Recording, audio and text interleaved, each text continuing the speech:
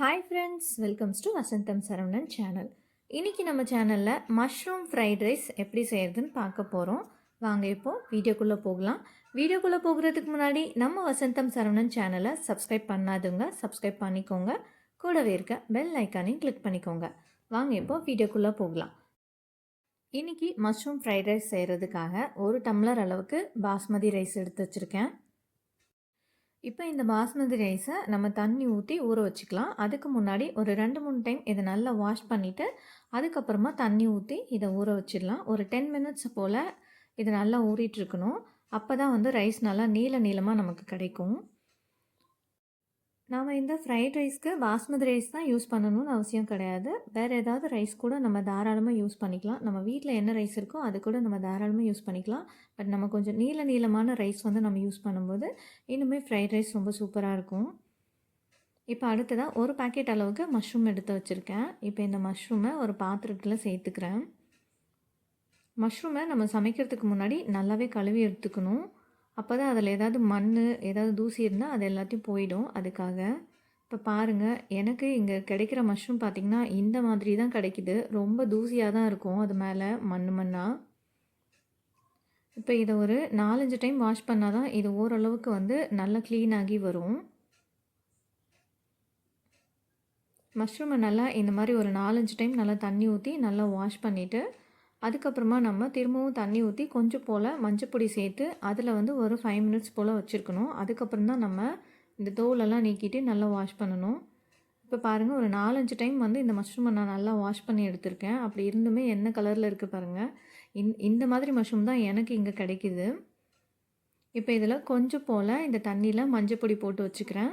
இந்த மஞ்சப்பொடி போட்ட தண்ணியிலே இந்த மஷ்ரூம் வந்து ஒரு 5 மினிட்ஸ் போல் இருக்கணும். அதுக்கப்புறமா நம்ம நல்லா இதை மறுபடிக்கும் நல்லா க்ளீன் பண்ணி எடுத்துக்கலாம். இப்போ இது அப்படியே இருக்கட்டும் ஒரு 5 நிமிஷம் போல். அதுக்குள்ளே நம்ம சாதம் வடிக்கிறதுக்காக நம்ம உல வச்சிடலாம். அதுக்காக ஒரு பாத்திரத்தை எடுத்து வச்சுருக்கேன். அதில் போதுமான அளவுக்கு தண்ணி சேர்த்து இப்போ ஸ்டவ் ஆன் பண்ணி வச்சுருக்கேன். இது அப்படியே கொதிக்கட்டும். இப்போ அடுத்ததாக பார்த்திங்கன்னா கொஞ்சம் போல் பீன்ஸ் வந்து குட்டி குட்டியாக கட் பண்ணி வச்சுருக்கேன். கொஞ்சமாக கேரட்டை குட்டி குட்டியாக கட் பண்ணி வச்சுருக்கேன். அடுத்ததாக கொஞ்சமாக முட்டைக்கோசு, அது கூடவே ஒரே ஒரு ஆனியன் வந்து கட் பண்ணி வச்சுருக்கேன். அடுத்ததாக ஒரு 3 பச்சை மிளகா வந்து நீல வாக்கில் கட் பண்ணி வச்சுருக்கேன். கொஞ்சமாக வந்து கொத்தமல்லி எடுத்து வச்சுருக்கேன். இப்போ பாருங்கள், நம்ம இந்த மஷ்ரூமை வந்து நல்லா கழுவி எடுத்துக்கலாம். இப்போ பாருங்கள், இந்த மஷ்ரூம் மேலே இருக்க தோல் எல்லாம் ரிமூவ் ஆகி வருதா? இந்த மாதிரி தான் மஷ்ரூமை வந்து நம்ம க்ளீன் பண்ணி எடுத்துக்கணும். சும்மா கையால் வந்து இப்படி பீல் பண்ணோம்னா அழகாக வந்துடும். சில மஷ்ரூமில் பார்த்திங்கன்னா அது மேலே இருக்க தோல் வந்து வராது. அந்த டைமில் நம்ம கத்தியை யூஸ் பண்ணி லேசாக இந்த மாதிரி சீவி விட்டோம்னா அது மேலே இருக்கிற அந்த ஒரு லேயர் தோல் மட்டும் வந்து நீங்கி வந்துடும். கையால் எடுக்க முடியலன்னா அந்த மாதிரி பண்ணிக்கணும். இந்த மஷ்ரூம் கொஞ்சம் அழுத்தமாக இருக்குது, அதனால் நான் வந்து நைஃப் வச்சு இது மேலே இருக்க தோலை வந்து சும்மா லேசாக இந்த மாதிரி கீறி விட்ட மாதிரி அதை வந்து பீல் பண்ணி எடுத்துக்கிறேன். மஷ்ரூமை இந்த மாதிரி மஞ்சள் தண்ணியில், அதாவது மஞ்சள் பொடி போட்டு தண்ணியில் வச்சுருந்து ஒரு 5 மினிட்ஸாவது வச்சுருந்து அதுக்கப்புறம் நம்ம அது மேலே இருக்கிற இந்த தோல் எல்லாம் அழகாக கையால் எடுக்கணும். அதெல்லாம் ரிமூவ் பண்ணிவிட்டு அதுக்கப்புறம் தான் நம்ம சமைக்க ஆரம்பிக்கணும். பாருங்கள், அழகாக வரும் இந்த தோலெல்லாம்.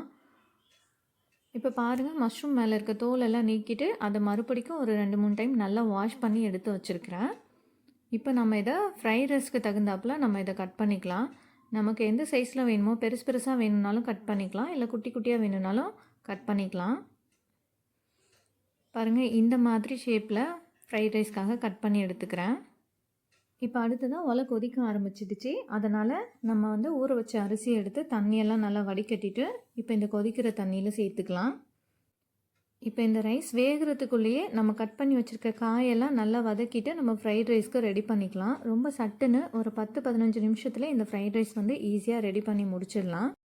அது மட்டும் இல்லாமல் நம்ம இன்றைக்கி ஃப்ரைட் ரைஸ்க்காக பாஸ்மதி ரைஸ் தான் எடுத்திருக்கோம். அது வேகிறதுக்கு ரொம்ப நேரம்லாம் எடுக்காது. சட்டுன்னு ஒரு 5 நிமிஷத்துலேயே சீக்கிரமாக வெந்துடும். இப்போ அடுத்ததாக ஸ்டவ் ஆன் பண்ணிவிட்டு ஒரு வானலியை வந்து ஹீட் பண்ணி வச்சுருக்கேன். அதில் கொஞ்சம் போல் எண்ணெய் சேர்த்துக்கிறேன். இப்போ இந்த எண்ணெய் நல்லா காயணும். காஞ்ச பிறகு இதில் கொஞ்சமாக ஜீரகம் சேர்த்துக்கிறேன். நான் இன்றைக்கி இந்த ஃப்ரைட் ரைஸ் செய்கிறதுக்காக ரீஃபைண்ட் ஆயில் தான் யூஸ் பண்ணியிருக்கேன். இப்போ நல்லா எண்ணெய் காஞ்சிடுச்சு. இதில் ஒரு ஸ்பூன் அளவுக்கு ஜீரகம் சேர்த்துக்கலாம். இப்போ நம்ம சேர்த்துக்கிட்ட இந்த ஜீரகம் நல்லா பொரிஞ்சு வரட்டும். அதுக்கப்புறமா நம்ம இதில் கட் பண்ணி வச்சுருக்கிற காய்கறிகள்லாம் ஒன்று ஒன்றா சேர்த்துக்கலாம். ஃபர்ஸ்ட்டு இதில் நான் கட் பண்ணி வச்சுருக்கிற பச்சை மிளகா தான் சேர்த்துக்கிறேன்.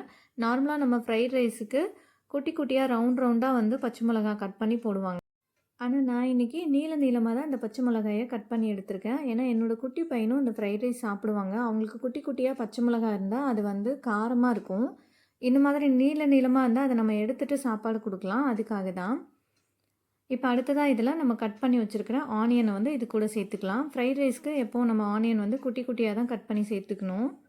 இப்போ நம்ம சேர்த்துக்கிட்ட இந்த ஆனியன் வந்து ரொம்ப நேரம் வதங்கணும் அந்த மாதிரிலாம் எந்த ஒரு அவசியமே கிடையாது. ஏன்னா ஃப்ரைட் ரைஸ்க்கு வந்துட்டு நம்ம சேர்க்குற எல்லா காய்கறிகளுமே ஒரு ஹாஃப் பாயில்டு அளவுக்கு வதங்கினாலே போதுமானதாக இருக்கும். ரொம்ப நேரம் வதக்கக்கூடாது. இப்போ ஆனியன் சேர்த்துட்டு ஒரு 2 நிமிஷம் போல் வதக்கி விட்டுட்டு அடுத்ததாக இதில் 1 ஸ்பூன் அளவுக்கு இஞ்சி பூண்டு விழுது வந்து சேர்த்துக்கிறேன். நம்ம நார்மலாக இஞ்சி பூண்டு பேஸ்ட்டுக்கு பதிலாக நம்ம இஞ்சியும் பூண்டும் குட்டி குட்டியாக கட் பண்ணி கூட சேர்த்துக்கலாம். ஆனால் நான் இன்றைக்கி இஞ்சி பூண்டு பேஸ்ட்டு தான் சேர்த்துக்கிறேன். சேர்த்துட்டு இதை நல்லா நம்ம வதக்கி விட்டுக்கணும். அதோட பச்சை வாசனை போகிற அளவுக்கு நம்ம வதக்கி விட்டுக்கணும்.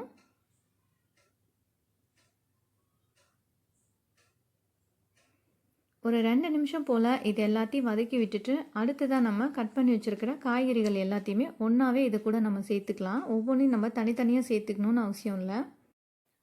இப்போ நம்ம சேர்த்துக்கிட்ட இஞ்சி பூண்டோட பச்சை ஸ்மெல்லாம் போயிடுச்சு. அடுத்ததாக நம்ம கட் பண்ணி வச்சுருக்க காய்கறிகள்லாம் கொஞ்சம் கொஞ்சமாக சேர்த்துக்கலாம்.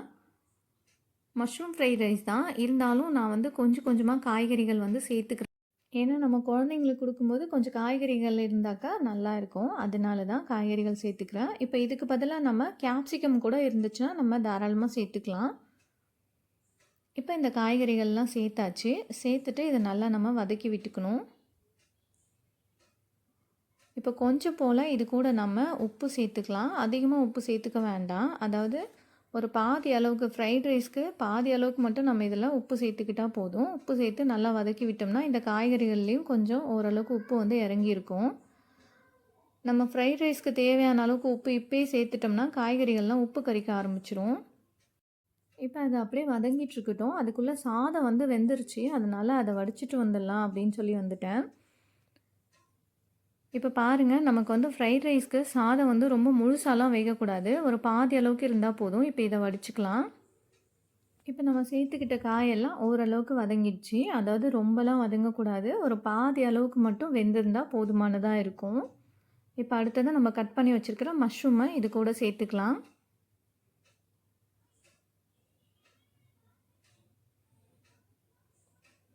ஸ்டவ்வை மீடியம் ஃப்ளேமில் வச்சுக்கோங்க. மஷ்ரூம் வந்து தண்ணி விட ஆரம்பிக்கும். அதனால் வந்து மீடியம் ஃப்ளேமில் வச்சுக்கணும். இப்போ இந்த மஷ்ரூமை சேர்த்துட்டு இதை நல்லா நம்ம கிளறி விட்டுக்கலாம். நார்மலாகவே நம்ம மஷ்ரூம் கிரேவி செய்கிறதா இருந்தாலும் சரி, இல்லை வந்து பிரியாணி எது செய்கிறதா இருந்தாலும் சரி, மஷ்ரூம்லேருந்து தண்ணி விட ஆரம்பிக்கும். அதனால் வந்து அந்த தண்ணியெல்லாம் நல்லா எவாப்ரேட் ஆகுற வரைக்கும் நல்லா இதை ஃப்ரை பண்ணி எடுத்துக்கணும். அப்படி இல்லைன்னா நம்ம ரைஸ் சேர்க்கும்போது பார்த்திங்கன்னா அப்படியே சொதன்னு தண்ணியாக இருக்க மாதிரி இருக்கும். இப்போ மஷ்ரூமை சேர்த்துட்டு நல்லாவே நான் கொஞ்சம் மீடியம் ஃப்ளேமில் வச்சுருக்கேன். இப்போ இதில் இருக்க தண்ணியெல்லாம் நல்லா ட்ரை ஆகுற வரைக்கும் நம்ம வந்துட்டு இதை கிளறி விட்டுட்டே இருக்கணும்னு அவசியம் இல்லை. அப்படி பண்ணிகிட்டே இருந்தோம்னா மஷ்ரூம் வந்து உடைய ஆரம்பிச்சிரும். இதை அப்படியே அடுப்பில் வச்சுட்டு ஒரு மீடியம் ஃப்ளேமில் வச்சுட்டு பக்கத்துலேருந்து பார்த்துக்கிட்டாலே போதுமானதாக இருக்கும். சும்மா அப்பப்போ நம்ம கலந்து விட்டுக்கிட்டாலே போதுமானதாக இருக்கும். அதில் இருக்க தண்ணியெல்லாம் நல்லா இழுத்து ட்ரை ஆன பிறகு அதுக்கப்புறமா நம்ம ரைஸை வந்து இது கூட சேர்த்துக்கலாம். இப்போ நான் மீடியம் ஃப்ளேமில் வச்சுட்டேன். அடுப்பு வந்து அப்படியே தான் இருக்குது. தண்ணியெல்லாம் நல்லா கொதிக்க ஆரம்பிச்சிருக்கு. மஷ்ரூமில் இருக்க தண்ணியெல்லாம் இது நல்லா கொதித்து தண்ணி எல்லாமே நல்லா ட்ரை ஆகிடுச்சு. பாருங்கள், தண்ணி எல்லாமே சுத்தமாக போயிடுச்சு. இப்போ இந்த அளவுக்கு நல்லா ட்ரை ஆகணும். இப்போது அடுத்ததாக நம்ம வடித்து வச்சுருக்க சாதத்தை இது கூட சேர்த்துடலாம். சாதத்தை வடிச்சிட்டு நான் ஆல்ரெடி எடுத்து ஒரு பாத்திரத்தில் அப்படியே ஆற வச்சு வச்சுருந்தேன். இப்போ அந்த சாதத்தை இப்போ நம்ம ஃப்ரை பண்ணி வச்சுருக்க காய்கறிகள் கூட சேர்த்துடலாம்.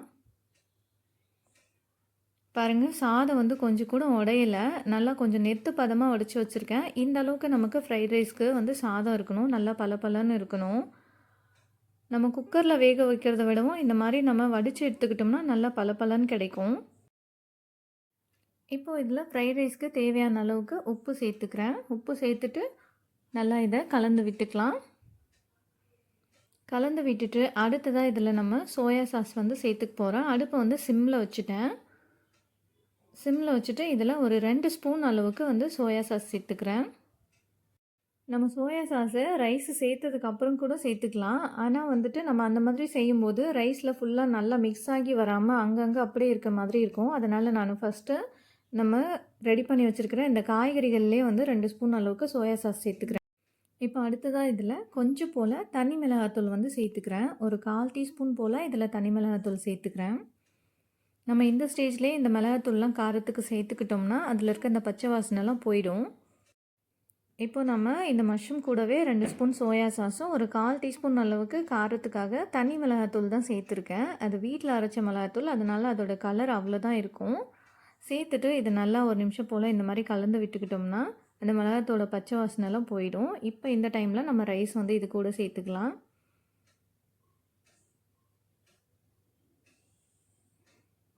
கொஞ்சம் கொஞ்சமாக ரைஸ் சேர்த்து நல்லா கலந்து விட்டுக்கலாம். நம்ம ஒரே டைமில் எல்லா ரைஸும் சேர்த்துக்கிட்டோம்னா அப்போ கிளறும் போது ரொம்ப கொஞ்சம் கஷ்டமாக இருக்கும். அதாவது ரைஸ்லாம் உடஞ்சி போயிடும். இப்போ ரைஸ் சேர்த்துட்டு இந்த மாதிரி இந்த ரைஸை வந்து கலந்து விட்டுக்கிறேன் ஃபஸ்ட்டு. அதுக்கப்புறமா நம்ம கரண்டியை வச்சு நல்லா ஈவனாக கலந்து விட்டுக்கலாம்.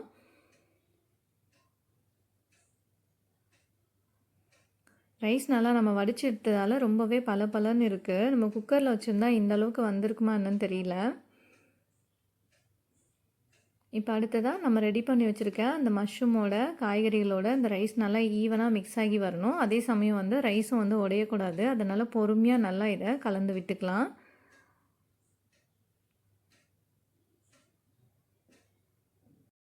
நம்ம ஆல்ரெடி காரத்துக்காக பச்சை மிளகாய் சேர்த்துருந்தோம். அதனால் கொஞ்சம் தான் நான் மிளகாய் பொடி சேர்த்துருக்கேன். உங்களுக்கு எந்த அளவுக்கு காரம் தேவையோ அந்த அளவுக்கு நீங்கள் மிளகாய் பொடி சேர்த்துக்கலாம். தனி மிளகாத்தூள் சேர்த்தா தான் இந்த ஃப்ரைட் ரைஸ்க்கு நல்லாயிருக்கும். இப்போ அடுத்ததாக மறுபடிக்கும் கொஞ்சம் போல் சால்ட்டு சேர்த்துக்கிறேன். அதாவது ஃப்ரைட் ரைஸ்க்கு மொத்தமாக வந்து ஈவனாக வர மாதிரி ஃப்ரைட் ரைஸ்க்கு தேவையான அளவுக்கு உப்பு சேர்த்துக்கிறேன். உப்பு சேர்த்துட்டு இந்த மாதிரி நல்லா கலந்து விட்டுக்கணும்.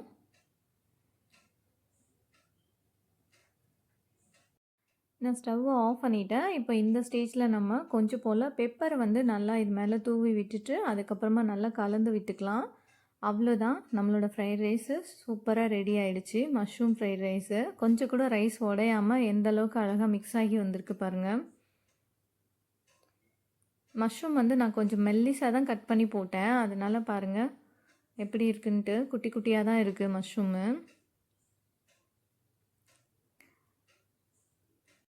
இப்போது மஷ்ரூம் ஃப்ரைட் ரைஸ்க்கு ஃபைனல் டச்சாக நம்ம கட் பண்ணி வச்சுருக்க கொத்தமல்லியை தூவி இதை இறக்கிடலாம்.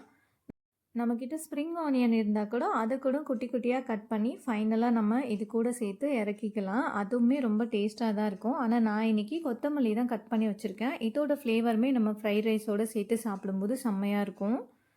இப்போ கொத்தமல்லி தூவிட்டு ஃப்ரைட் ரைஸை இறக்கிடலாம். அவ்வளோதான், ரெடி ஆகிடுச்சு. நம்ம சாதம் வேக வைக்கிற அந்த கொஞ்சம் டைம்லேயே அழகாக இதுக்கு காய்கறிகள் எல்லாத்தையும் ரெடி பண்ணிவிட்டு மஷ்ரூமும் கட் பண்ணிவிட்டு ஃப்ரைட் ரைஸ்க்கு தேவையான அளவுக்கு நம்ம ரெடி பண்ணி வச்சாச்சு. ரொம்ப ஈஸியாக ஒரு 10லேருந்து 15 நிமிஷத்துலேயே நம்ம இந்த ஃப்ரைட் ரைஸை ரெடி பண்ணி முடிச்சிடலாம். இப்போ இது ஒரு பவுலுக்கு மாற்றிக்கிறேன்.